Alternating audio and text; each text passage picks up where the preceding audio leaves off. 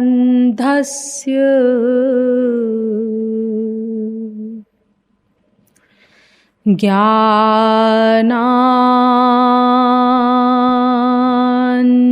ज्ञानाञ्जन शलाकया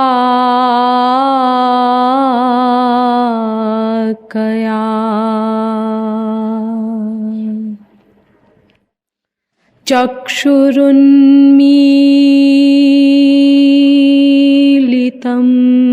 येन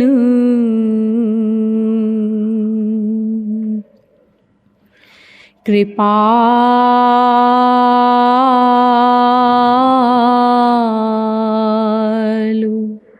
गुरवे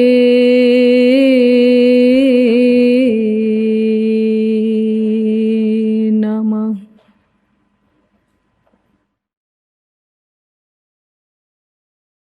जिज्ञासु जीवात्माओं, दैनिक नियमानुसार पहले कुछ देर श्री हरिनाम संकीर्तन कर लीजिए, पश्चात विषय प्रारंभ किया जाएगा। भजो गिरिधर गोविंद गोपाला,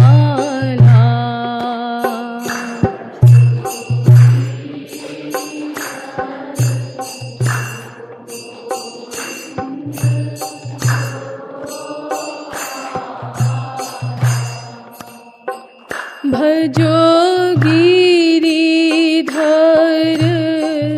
गोविंद गोपाला,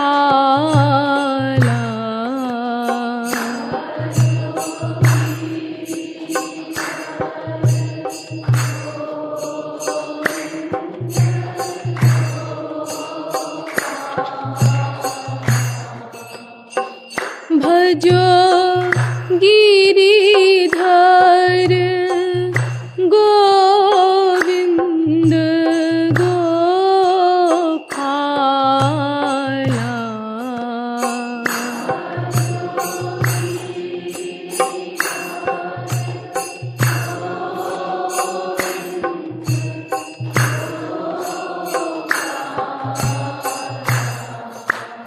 भजो गिरिधर गोविंद गोपाला,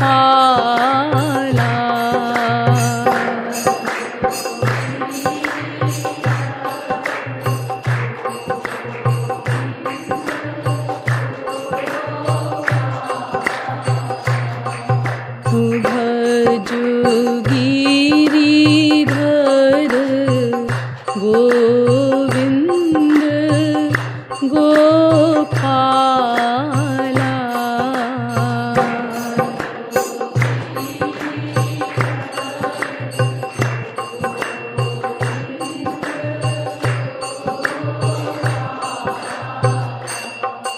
बोलिए वृंदावन बिहारी लाल की, श्रीमद् सतगुरु सरकार की।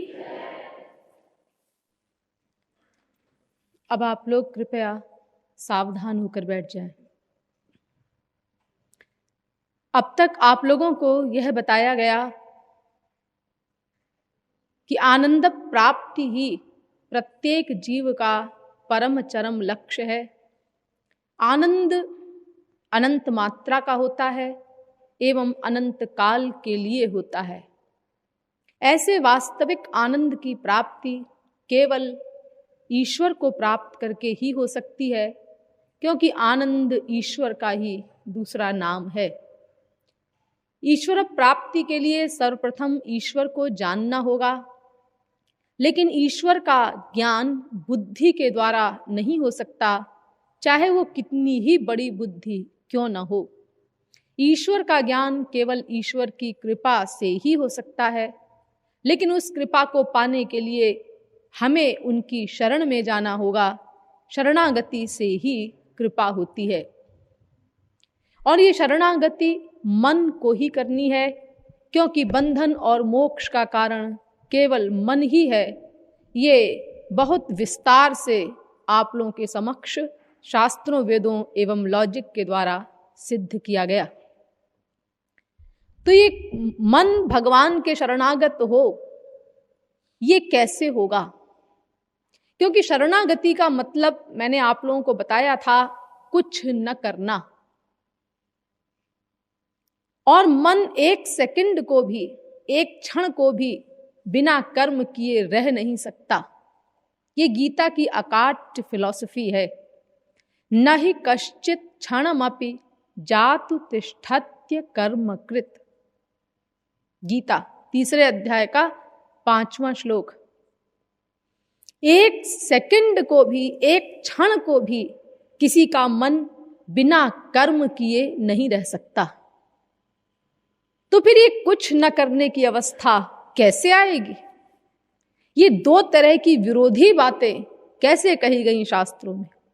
एक तरफ भगवान कहते हैं एक सेकंड को भी कोई बिना कर्म किए नहीं रह सकता, और दूसरी ओर कहते हैं कुछ न करो, यहां पहुंचो। तो ये कैसे होगा? आज इसका समाधान करना है। देखिए, ये कर्म जो होते हैं, करना जो होता है, ये 2 प्रकार का होता है। 2 प्रकार के कर्म होते हैं, और उन दोनों कर्मों को हम लोग प्रतिदिन करते हैं, डेली करते हैं, हमें अभ्यास है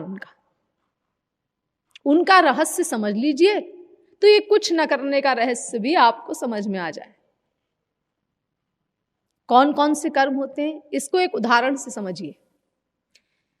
देखिए, एक स्त्री है, वो अपने पति से बहुत अधिक प्यार करती है। उसका पति विदेश में रहता है। आज 2 वर्ष बाद पति घर लौटा। स्त्री बहुत प्रसन्न है, और स्त्री ने अनेक प्रकार के व्यंजन जो पति को पसंद हैं वो बनाए, और फिर बना करके उनको मेज पर परोसा। फिर पति के पास गई, भोजन कर लीजिए। पति आया, भोजन करने लगा। स्त्री ने पूछा, भोजन कैसा बना है? तो पति ने उत्तर दिया, बहुत बढ़िया बना है। अरे, आज 2 वर्ष बाद जाकर के ढंग का खाना खाया है। विदेश में तो बस ऐसे ही रहे, अपनी रुचि का तो भोजन मिलता नहीं था। अब उसके बाद शाम के समय जब पति भोजन कर चुका, आराम करने लगा, तो शाम को किसी कारणवश स्त्री को खाना नहीं बनाना था, तो उसने रसोइये से कहा, महाराज देखो, शाम का भोजन तुमको बनाना होगा। और लिस्ट दे दी उसको, ये बना लेना, ये मिठाई बना लेना, ये इतनी तरह के रायते बना लेना, और ये गुलाब जामुन बना लेना, और ये बना लेना, वो बना लेना। उन्होंने कहा, जी सरकार। रसोइये ने सब उसी प्रकार बनाया और उसी प्रकार मेज पर परोसा, और उसी प्रकार साहब से कहा, भोजन कर लीजिए। और साहब ने जब भोजन किया तो रसोइये ने भी पूछा, साहब भोजन कैसा लगा? साहब ने वही उत्तर रसोइये को भी दिया, बहुत अच्छा बना है रामू, 2 साल बाद हम ऐसा भोजन कर रहे हैं। और विदेश में तो क्या बताएं, भोजन तो रुचि का मिलना तो दूर रहा, वहां तो रहना भी जैसे बिल्कुल एक मुसीबत थी, क्योंकि वहां के लोग हम लोगों को पसंद नहीं करते, हम लोगों के प्रति हेय दृष्टि रखते हैं कि ये तो हमारे गुलाम रह चुके हैं। तो आज जो है यहां पर लौट करके इतना अच्छा लग रहा है, और आज अपनी रुचि के अनुसार भोजन मिल रहा है। अब देखो, ये जो 2 प्रकार के कर्म दिखाई दे रहे हैं, यानी ये कर्म तो आपको देखने में एक लग रहा है, एक सा लग रहा है। भोजन बनाना, स्त्री ने भी भोजन बनाया, रसोइये ने भी भोजन बनाया, लेकिन ये स्त्री का भोजन बनाना और रसोइये का भोजन बनाना ये दोनों अलग अलग प्रकार का कर्म है। आप कहेंगे क्या अलग अलग प्रकार का है? अरे उसी प्रकार दोनों ने बनाया, उसी प्रकार साहब को खिलाया, उसी प्रकार साहब को पसंद आया और साहब ने वही उत्तर दिया, भोजन बहुत अच्छा बना है। तो ये दो प्रकार का कर्म आप कैसे कह रही हैं? कौन कौन से दो प्रकार का कर्म? देखो, स्त्री का भोजन बनाना ये मन बुद्धि युक्त कर्म है, और रसोइये का भोजन बनाना ये मन बुद्धि आसक्ति युक्त कर्म है। ध्यान दीजिए, एक शब्द मैंने उल्टा बोल दिया, फिर से सुनिए। स्त्री ने जो भोजन बनाया ये मन बुद्धि आसक्ति युक्त कर्म है, और रसोइये ने जो भोजन बनाया ये मन बुद्धि युक्त कर्म है, उसमें आसक्ति नहीं। और स्त्री ने जो भोजन बनाया ये मन बुद्धि आसक्ति युक्त कर्म है। एक शब्द बीच में जोड़ दिया, आसक्ति। आप लोग कहेंगे कैसे मालूम चला? भाई भोजन तो दोनों ने उसी प्रकार बनाया, उसी प्रकार साहब को पसंद भी आया, वही उत्तर दिया साहब ने दोनों को। तो ये कैसे मालूम कि रसोइये का भोजन बनाना मन बुद्धि युक्त कर्म है और स्त्री का भोजन बनाना मन बुद्धि आसक्ति युक्त कर्म है?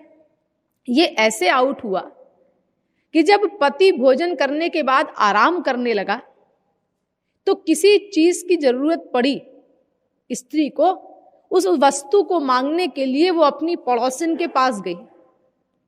तो जब पड़ोसिन के पास गई तो बड़ी उछलती कूदती गई और जाकर के पड़ोसिन से लिपट गई। तो पड़ोसिन ने कहा, आज तो तू बड़ी खुश नजर आ रही है, हाँ इतनी उछल कूद रही है, अरे बात क्या है, कोई खुशखबरी?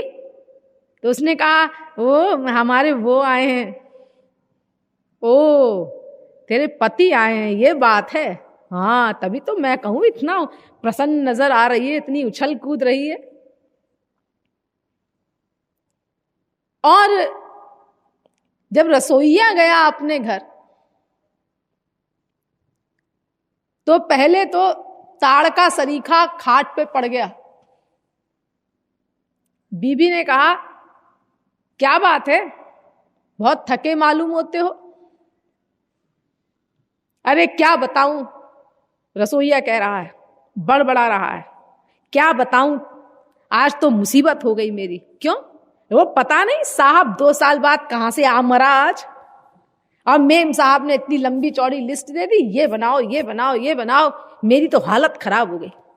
रोज तो जब मेम साहब खाना बनाती हैं तो मुझसे कहती हैं, रामू ये पकड़ाओ, नमक दो, ये दो, मैं वो काम करता हूं। आज तो सारा मुझे ही करना पड़ा अकेले, मेरा तो कचूमर निकल गया। हे भगवान, ये सारी नौकरी करे, ये महाराज की नौकरी कभी ना करे, रसोइये की नौकरी कभी ना करे। देखो, ये इन दोनों के बयान से आउट हुआ कि इन दोनों के कार्यों में क्या अंतर है। स्त्री भोजन बनाते समय भी प्रसन्न थी, भोजन बनाने के बाद भी उसने प्रसन्नता का अनुभव किया, किसी थकावट आदि का अनुभव नहीं किया। और रसोइये को भोजन बनाते समय भी परेशानी थी और भोजन बनाने के बाद भी उसने थकावट और परिश्रम का अनुभव किया। तो देखो, रसोइये का जो कर्म है ये मन बुद्धि युक्त कर्म है, और स्त्री का जो कर्म है ये मन बुद्धि आसक्ति युक्त कर्म है। इससे यह सिद्ध होता है कि हमारी किसी कर्म में आसक्ति हो तो भी कर्म होता है, और अगर आसक्ति न हो तो भी कर्म होता है, और ठीक ठीक होता है। खाली मन बुद्धि का योग है, आसक्ति नहीं है, तो भी कर्म ठीक ठीक हुआ। रसोइये ने ठीक ठीक भोजन बनाया, और स्त्री की आसक्ति थी तो भी ठीक ठीक कर्म हुआ। तो भगवान ये कहते हैं कि तुम मन बुद्धि का योग कहीं भी करो, संसार में। लेकिन आसक्ति मन बुद्धि की केवल मुझ में ही करो, बस इतनी सी बात समझने की है। मन बुद्धि का योग कहीं भी करो, जो भी कर्म तुम संसार के करते हो, जो भी आवश्यक हैं उनको करो मन बुद्धि का योग करके, क्योंकि बिना मन बुद्धि के योग के तो कोई वर्क हो नहीं सकता, इंद्रियां कोई वर्क कर नहीं सकती, ये साइंस मैंने आपको समझाई थी। तो मन बुद्धि का योग तो करो तुम संसार में सर्वत्र, लेकिन आसक्ति मन बुद्धि की केवल मुझ में ही करो। जैसे उस रसोइये ने मन बुद्धि की आसक्ति के बिना वर्क किया, मन बुद्धि का योग तो था, वरना नमक की जगह चीनी डाल देता, चीनी की जगह नमक डाल देता। तो मन बुद्धि का योग था उसका पूरा पूरा, लेकिन आसक्ति नहीं थी उस कर्म में, आसक्ति उसकी अपने बीवी बच्चों में थी। तो भगवान कहते हैं तुम मन की आसक्ति मुझ में कर दो केवल, और फिर उस रसोइये की तरह संसार में तुम सर्वत्र वर्क करो, खाली मन बुद्धि का योग करके। और समझिए, देखिए एक नर्स है, नर्स हॉस्पिटल में तमाम बच्चे पैदा कराती है, लेकिन उस कार्य में उसका अटैचमेंट नहीं है, काम सब ठीक ठीक हो रहा है, बच्चा पैदा हुआ, उसे भीतर से कोई खुशी नहीं, लेकिन एक्टिंग में कहती है बधाई हो आपके लड़का हुआ है। मरा हुआ पैदा हुआ बच्चा, उसे भीतर से कोई दुख नहीं, लेकिन एक्टिंग में कहती है मुझे बहुत अफसोस है, मैंने तो बहुत चेष्टा की थी, लेकिन खैर भगवान को यही मंजूर था, अब आप इसको प्लीज बाहर ले जाइए। भीतर से कोई दुख नहीं, अपनी ड्यूटी कर रही है। यानी मन बुद्धि का योग तो है उसका, लेकिन आसक्ति नहीं है उन बच्चों में, जो हजारों बच्चे पैदा होते हैं या हजारों मरते हैं, उससे कोई मतलब नहीं, लेकिन काम सब ठीक ठीक हो रहा है। एक कैशियर है, देखो बैंक में काम करता है, लाखों रुपया लेता है, रोज जमा करता है बैंक में, लाखों रुपया देता है लोगों को रोज, लेकिन देते समय उसे कोई दुख नहीं होता कि पैसा जा रहा है इतना लाखों रुपया, और लेते समय उसको कोई खुशी नहीं होती। यानी कार्य हो रहा है ठीक ठीक, उसमें गड़बड़ नहीं होती, मन बुद्धि का योग तो है उसका, नहीं तो अगर जरा सी गड़बड़ हो जाए तो अपने पास से भरना पड़े उसको। तो पूरे होश में काम करता है, मन बुद्धि का पूरा योग है उसका, लेकिन आसक्ति उसकी उन पैसों में नहीं है। उसकी अपनी जो पे मिलती है उसको 5,000 रुपया 6,000 रुपया, उसमें आसक्ति है उसकी। उसमें से अगर कहीं 100 रुपए का नोट भी गिर पड़ा, कम हो गया, घर ला करके उसने गिना और 100 रुपया भी कम निकला, तो परेशान हो जाता है, कहाँ गिर गया, रास्ते में गिर गया, क्या क्या हो गया, अब परेशान है। अरे तुम तो लाखों रुपया रोज देते हो लोगों को, तब तो तुम्हें कोई दुख नहीं होता, और आज 100 रुपया गिर गया तो तुम उसमें परेशान हो रहे हो। हाँ, उसमें उसकी ममता है, अटैचमेंट है, और वो जो लाखों रुपया रोज देता लेता है उसमें उसका कोई अटैचमेंट नहीं, वो खाली मन बुद्धि युक्त कर्म है, आसक्ति नहीं है उसमें। तो देखो ये 2 प्रकार के कर्म होते हैं, एक मन बुद्धि युक्त कर्म, जैसे वो रसोइये ने भोजन बनाया, जैसे वो नर्स बच्चे पैदा करवाने में हेल्प करती है, जैसे वो कैशियर लाखों रुपया रोज देता लेता है, ये मन बुद्धि युक्त कर्म है। और एक कर्म होता है मन बुद्धि आसक्ति युक्त कर्म, जैसे उस स्त्री ने अपने पति के लिए भोजन बनाया, उसमें मन बुद्धि का योग तो था ही, लेकिन आसक्ति भी थी। तो भगवान ये कहते हैं कि तुम मन बुद्धि का योग कहीं भी करो, लेकिन आसक्ति मत करो। जैसे वो रसोईया अपने बच्चों में आसक्ति रख करके, बीवी बच्चों में, और भोजन बनाने का वर्क कर रहा है, ऐसे तुम मुझ में मन की आसक्ति करके संसार में वर्क करो। जैसे वो कैशियर अपनी पे में आसक्ति है, लेकिन बैंक में सब काम कर रहा है बिना आसक्ति के, ऐसे ही मैं तुम्हारा हूं, मुझ में मन की आसक्ति रखो और संसार में सर्वत्र वर्क करो। जैसे उस नर्स की अपने बच्चों में आसक्ति है, वो जो हजारों बच्चे पैदा होते हैं, मरते हैं, उनमें उनकी आसक्ति नहीं, लेकिन वर्क कर रही है मन बुद्धि युक्त, ऐसे ही तुम मुझ में मन की आसक्ति कर दो और संसार में सर्वत्र वर्क करो। तो जब तुम्हारे मन की आसक्ति केवल मुझ में ही हो जाएगी, तो जो भी कर्म तुम संसार में करोगे वो आसक्ति के बिना होंगे, और जब वो आसक्ति के बिना होंगे तो वो कर्म माने ही नहीं जाएंगे, क्योंकि मेरे राज्य में उसी को कर्म माना जाता है जिस कर्म में मन की आसक्ति हो। जिस कार्य को करते समय राग या द्वेष का अनुभव करें, वही कर्म है भगवान की परिभाषा के अनुसार। तो अगर हमारे मन की आसक्ति कहीं है ही नहीं, केवल भगवान में ही हो गई, तो फिर हम जितने वर्क करेंगे संसार में वो सब आसक्ति के बिना केवल मन बुद्धि के योग को लेकर के होंगे, तो उनका भगवान के यहां कोई फल ही नहीं मिलेगा। यही कुछ न करने का रहस्य है। यानी कार्य तो हम सब करेंगे संसार में, तमाम कार्य करने पड़ेंगे। अरे ऐसा कौन हो सकता है संसार में जिसको वर्क ना करना पड़े?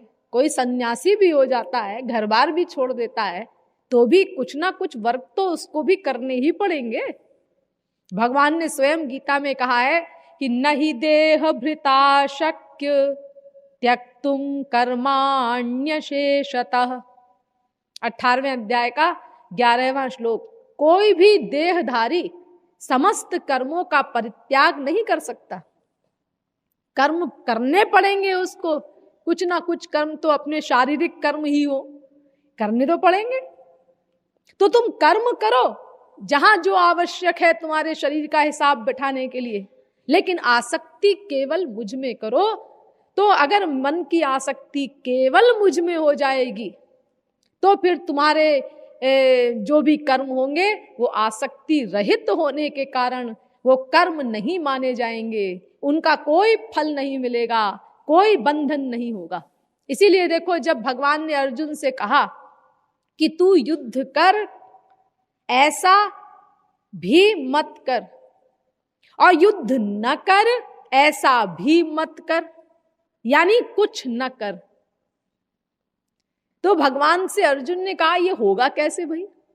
ये पहेली आप जो बोल रहे हैं, अरे आप भगवान है, मैं जीव हूं, तो मुझे तो ये समझ में नहीं आता, आप अपने भगवान के लेवल से बोल रहे हैं, इसको समझाइए। तो भगवान ने कहा देख, इसका मतलब है तू कुछ मत कर, ना अच्छा कर और ना बुरा कर, कुछ मत कर, क्योंकि दो ही प्रकार के कर्म होते हैं, अच्छा और बुरा, तीसरे प्रकार का तो कोई कर्म होता ही नहीं। तो ये होगा कैसे प्रैक्टिकल? तो भगवान ने कहा तू ऐसा कर, तस्मात् सर्वेषु कालेषु मामनुस्मर युध्य च। 8वें अध्याय का 7वां श्लोक गीता। मन की आसक्ति तू निरंतर मुझ में कर दे और शरीर से युद्ध कर।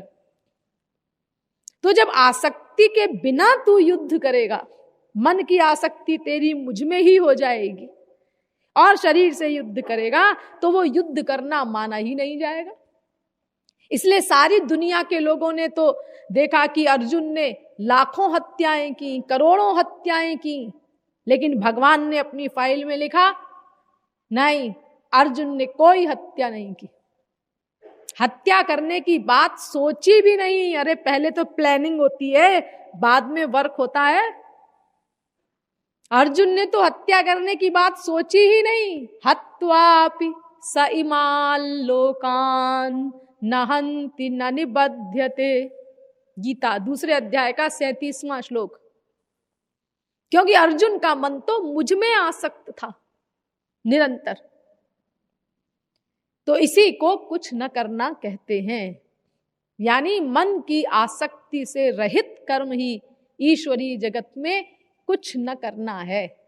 जितने कर्म के करते समय हमारे मन की आसक्ति, यानी वो समझिए जितने % हमारे मन की आसक्ति भगवान में होगी, उतने % हमारे मन की आसक्ति संसार में नहीं होगी, उतने % हम कुछ न करने की अवस्था पर माने जाएंगे। और जब 100% हमारे मन की आसक्ति भगवान में हो जाएगी, तो 100% हमारे जितने भी वर्क होंगे वो आसक्ति के बिना होंगे, तो 100% हम कुछ न करने की अवस्था पर पहुंच जाएंगे। और देखिए, ये जो मैं आपको बता रही हूं कि मन बुद्धि की आसक्ति से रहित कर्म करो, खाली मन बुद्धि का योग करके आसक्ति ना होने पाए, ऐसे कर्म करने का अभ्यास हम लोगों को बहुत है। ये कोई नई बात नहीं बता रही हूं मैं। ऐसे कर्म आप लोग करते हैं, डेली करते हैं। अरे 99% कार्य जो करते हैं हम लोग, वो सब आसक्ति के बिना होते हैं। जिन कार्यों को करते समय ये सोचते हैं करना पड़ेगा, वो आसक्ति के बिना है। जैसे सवेरा हो गया, अरे सवेरा हो गया, घंटी बजती है ना यहाँ 4 बजे सवेरे, उस समय आप जब उठते हैं, अरे घंटी बज गई, 4 बज गया, हो गया सवेरा। ये सवेरा भी क्यों हो जाता है? हाँ, इतनी अच्छी खासी नींद आ रही थी, इतना आनंद मिल रहा था सोने में, अब बताओ सवेरा हो गया, 4 बज गए। लेकिन अब उठना तो पड़ेगा, क्योंकि अभी ये करना है, वो करना है, वो करना है। फिर 5 बजे से प्रार्थना शुरू हो जाएगी, उसमें नहीं पहुंचेंगे समय पर तो डांट पड़ेगी। तो चलो भाई, अब उठना पड़ेगा। यानी जबरदस्ती हम उठे और फिर अपना जो भी शारीरिक क्रियाएं हमने की, मंजन वंजन किया, इसमें मन का अटैचमेंट नहीं है, ये सब आसक्ति के बिना हो रहा है। अरे यहां तक कि कुछ लोगों को तो नहाना भी भार लगता है। हाँ, वो बड़े खुश होते हैं अगर कोई कारण ऐसा आ जाए कि ना नहाना पड़े, नल चला जाए, पानी ना रहे, कोई कारण हो जाए, आज बड़ा अच्छा लग रहा है, आज नहाना नहीं पड़ा हमको। नहाना ही मुसीबत है कुछ लोगों के लिए। तो देखो, ये मन की आसक्ति के बिना कार्य करते हैं हम लोग। 99% वर्क हमारे ऐसे ही होते हैं। दुकान में जाते हैं, वहां अपना दिन भर एक्टिंग करते हैं, तमाम ग्राहक आ रहे हैं, जा रहे हैं, उनसे मधुर व्यवहार हो रहा है, शब्द माधुर्य, कर्म माधुर्य, ऑफिस में वर्क कर रहे हैं। ये सब जगह हम लोग मन बुद्धि की आसक्ति के बिना वर्क करते हैं, एक्टिंग कर रहे हैं हम। सच पूछा जाए तो हमारे मन की आसक्ति तो केवल थोड़े से लोगों में होती है। एक माँ है, एक बाप है, स्त्री है, पति है, 2-4 बच्चे हैं, भाई बहन हैं। अरे बहुत से बहुत 15-20 रख लो, बस इनमें हमारे मन की आसक्ति होती है। शेष सब जगह तो हम एक्टिंग कर लेते हैं, लाखों लोगों में एक्टिंग करते हैं। बस ये थोड़े से लोगों में हम लोग फंसे हुए हैं, 15-20 में। इन्हीं 15-20 में अटैचमेंट के कारण हम अपने लक्ष्य को नहीं प्राप्त कर पा रहे हैं। बाकी तो सब जगह हम व्यवहार कर लेते हैं आसक्ति के बिना। अगर हम इनमें भी एक्टिंग करना सीख जाएं, तो फिर हम परफेक्ट एक्टर बन जाएं और फिर हमारी लक्ष्य प्राप्ति में कोई दिक्कत ना हो, मन खाली हो जाए हमारा। बस इन्हीं में मन अटका हुआ है हम लोगों का, 15-20 लोगों में। तो इनमें भी एक्टिंग करो। जब तुम लाखों लोगों में एक्टिंग कर सकते हो तो ये 15-20 में क्यों नहीं कर सकते? आप लोग कहेंगे जी क्या कह रही हैं आप? अरे वो हमारी माँ है, उससे हम प्यार करें कि एक्टिंग करके उसको धोखा दें? आखिर वो हमारी बीवी है, बच्चा है हमारा, उससे हमको प्यार करना है कि हमको एक्टिंग करनी है? ना ना ना ना, प्यार करने का आदेश शास्त्र आपको नहीं देता संसार में कहीं। प्यार तो आपको अनन्य करना होगा, केवल भगवान से और किसी से नहीं। तमेव विदित्वाति मृत्युमेति नान्यः पंथा विद्यते यनाय। श्वेताश्वतरोपनिषद 3 अध्याय का 8वां मंत्र। केवल भगवान को ही प्यार करना होगा, उन्हीं की उपासना करनी होगी। मामेकमेव शरणमात्मानं सर्वदेहिनां याहि सर्वात्म भावेन ययास्याह्य कुतो भयः। भागवत 11वें स्कंद के 12वें अध्याय का 15वां श्लोक। केवल मुझसे ही प्यार करो, अनन्य प्रेम करना होगा भगवान से। तमेव शरणं गच्छ सर्वभावेन भारत। गीता 18वें अध्याय का 62वां श्लोक। भगवान से ही प्रेम करना होगा, उनकी ही शरण में जाना होगा। सर्वधर्मान परित्यज्य माम एकम शरणम ब्रज। 18वें अध्याय का 66वां श्लोक। अनन्य बनना पड़ेगा। मामेव ये प्रपद्यन्ते माया में तांतरन्ति ते। गीता 7वें अध्याय का 14वां श्लोक। माम एव, मुझसे ही, मेरी ही शरण में आओ, मुझसे ही प्यार करो, मेरी ही भक्ति करो, तब काम बनेगा। अनन्य प्रेम करना होगा। अनन्य माने न अन्य, दूसरा और कोई नहीं। अनन्याश्चिन्तयन्तो माम ये जनाः पर्युपासते तेषां नित्याभियुक्तानां योगक्षेमं वहाम्यहम्। गीता 9वें अध्याय का 22वां श्लोक। अनन्य प्रेम करना होगा, तब मैं योगक्षेम वहन करूंगा। अनन्य चेताः सततं यो मां स्मरति नित्यशः तस्याहं सुलभः पार्थ नित्ययुक्तस्य योगिनः। गीता 8वें अध्याय का 14वां श्लोक। अनन्य बनना पड़ेगा। बार बार कह रहे हैं, देखो भगवान 50 जगह, सैकड़ों जगह, हजारों जगह भरा पड़ा है हमारे ग्रंथों में।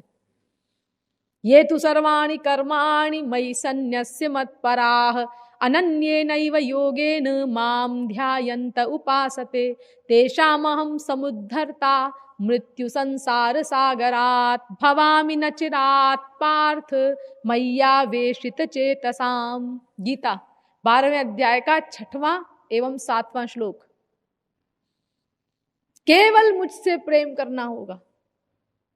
सब कर ममता ताग बटोरी मम पद कमल बांधु बट डोरी। केवल भगवान से ही प्रेम करना होगा। सब शास्त्र वेद कहते हैं। संसार में प्रेम करने की परमिशन नहीं है किसी से।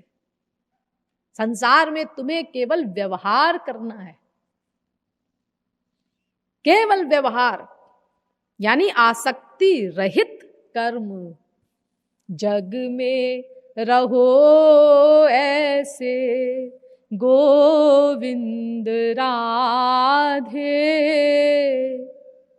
धर्मशाला में रहे यात्री ज्यों बता दे। जग में रहो ऐसे गोविंद राधे, पद्म दल पे रहे जल ज्यों बता दे। देखो कमल के पत्ते पर जल रहता है ना, उसी पर लहराता रहता है, लेकिन संश्लिष्ट नहीं होता उसके साथ, उससे पृथक रहता है। इस प्रकार संसार में रहो, आसक्ति न होने पाए कहीं संसार में, केवल व्यवहार मात्र करो। जग में रहो ऐसे गोविंद राधे, गाय घास चरे बछड़ा ना भुला दे। ऐसे रहो जैसे गाय अपने बच्चे को छोड़कर घास चरने जा रही है, दिन भर घास चरती है, लेकिन बछड़े को नहीं भूलती। बछड़े के लिए वर्क कर रही है वो। मैं घास चरूं तो फिर दूध पिलाऊंगी शाम को जाकर के अपने बच्चे को, बछड़े को नहीं भूलती वो। तो ऐसे ही संसार में सर्वत्र आसक्ति के बिना वर्क करना होगा। जग में रहो ऐसे गोविंद राधे, जल में रहे माखन ज्यों बता दे। मक्खन को पानी में डाल देते, हाँ, अरे कोई फर्क नहीं पड़ता, वो पानी की खोपड़ी पर तैरता रहता है, पानी उसमें प्रवेश नहीं कर सकता, और है पानी के अंदर, पानी के ऊपर तैर रहा है। तो ऐसे ही तुम भी संसार में रहो, सब वर्क करो, लेकिन मन की आसक्ति न होने पाए, ये ध्यान रखना है।